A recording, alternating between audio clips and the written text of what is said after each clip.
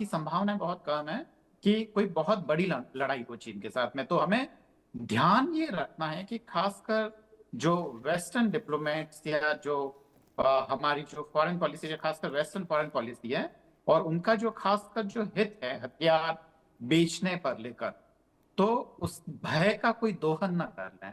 तो कोई बहुत ज्यादा डरने की जरूरत नहीं है कि 5 साल में कोई बहुत बड़ा पहाड़ टूट पड़ेगा या भारत की सिक्योरिटी खतरे में है, ऐसा नहीं है। दूसरी बात ये कि राफेल जिसको हम जो 5.5 जनरेशन का बोलते हैं, वो एक्चुअल में हम इसको 5.5 इसलिए बोल रहे हैं कि हम इसमें कुछ जो टेक्नोलॉजिकल एडवांसमेंट की जो चीजें हैं वो हम एड ऑन कर रहे हैं, इसलिए हम उसको सॉरी 4.5 का, तो हम उसको 5th जनरेशन का नहीं बोलकर हम बोल रहे हैं कि वह 4.5 जनरेशन का है। और जो चीन और अमेरिका का जो दावा है, खासकर चीन का जो J-37 है, या जो इनका F-37 है यूनाइटेड स्टेट का, और उसके मुकाबले में जो रूस जो दे रहा है, जो SU सीरीज का है जो 57 है, वो 5th जनरेशन का वो लोग बताते हैं। तो अगर हम पूरी दुनिया में अगर हम ये कहें कि हम एक बहुत बड़ी सामरिक महाशक्ति है, तो 5th जनरेशन के फाइटर जेट्स को लेने में अभी हमें बहुत समय लगेगा। और जब तक इसकी डिलीवरी होगी, जो राफेल की जो 2013 में अनुमानित है, तब तक टेक्नोलॉजिकल एडवांसमेंट भी काफी हो चुका होगा, और अभी जिसके लिए हमने डील की है वो पुरानी हो चुकी होगी। तो हमें इस चीज का भी ध्यान देना है कि ये सब कुछ इतना मजेदार नहीं है।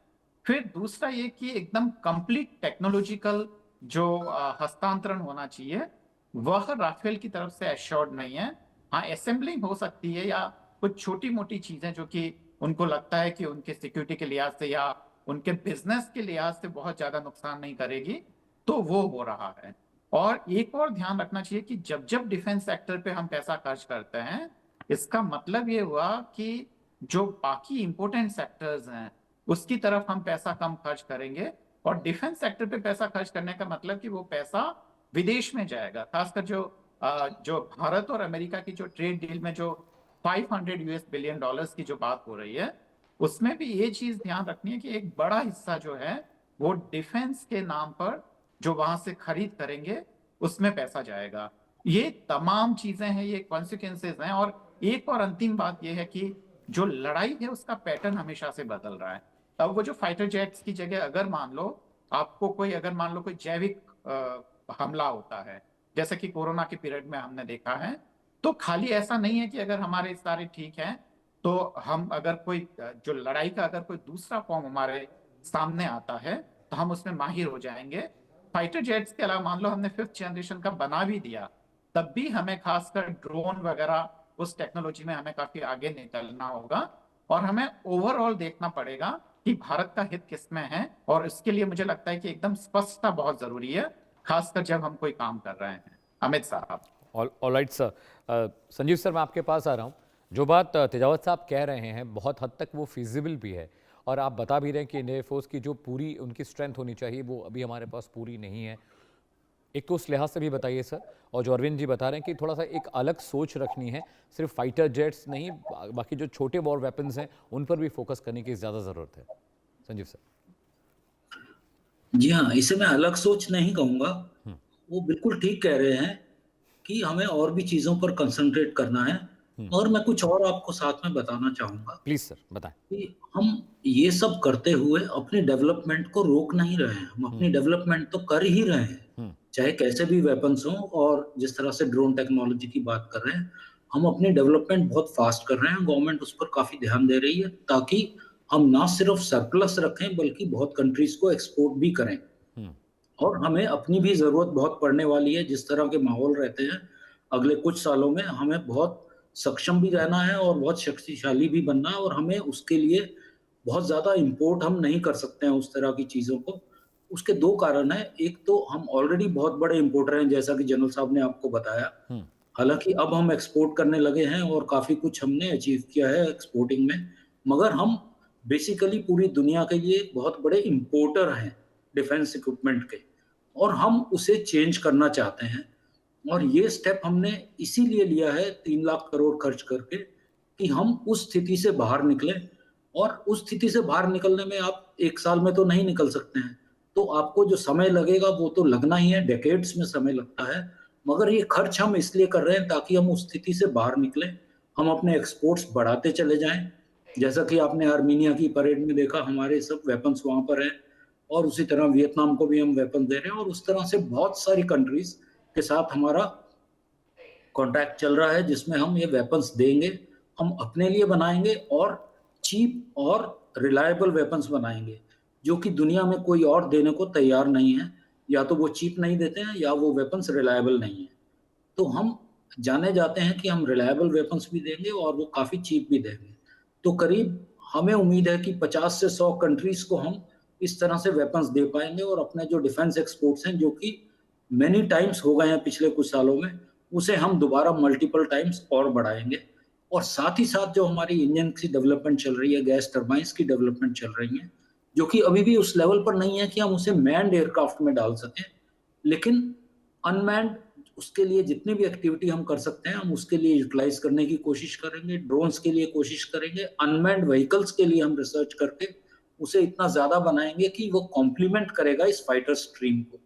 जैसा कि आपको बताया कि हम 60-70% स्ट्रेंथ पर काम कर रहे हैं, तो घबराने की बात इसलिए नहीं है क्योंकि एक तो हम फाइटर स्ट्रीम को कॉम्प्लीमेंट करेंगे, हम अपनी बाकी अनमैन्ड व्हीकल्स के साथ और ड्रोन्स के साथ, और दूसरे ये डेवलपमेंट जब स्टार्ट हो जाएगी और जब हम अपने घर में बनाना शुरू करेंगे, तो हम और जल्दी से बना सकते हैं, और तेजस और एमका भी हमें इसके साथ-साथ मिलने शुरू होंगे, तो हमें कोई परेशानी आने वाली बात नहीं है। मगर मेन आपको ये समझना बहुत ज़रूरी है कि ये डील हम इसलिए कर रहे हैं कि हम जो अपने घर में वेपन्स बनाएँगे, उसे भी हम इस एयरक्राफ्ट में यूज़ कर सकें, उसे एक्सपोर्ट कर सकें, बाकी एयरक्राफ्ट में भी लगाने लायक बना सकें, और अगले 15 से 20 साल में हम सक्षम हो जाए इन सब कामों में।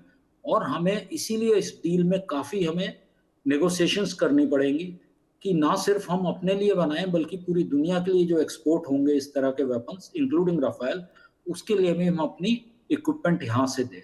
और तब तक हम इंजन डेवलपमेंट में भी बहुत आगे बढ़ जाएँ ताकि हम रिलायबल अपने आप में हो जाएँ।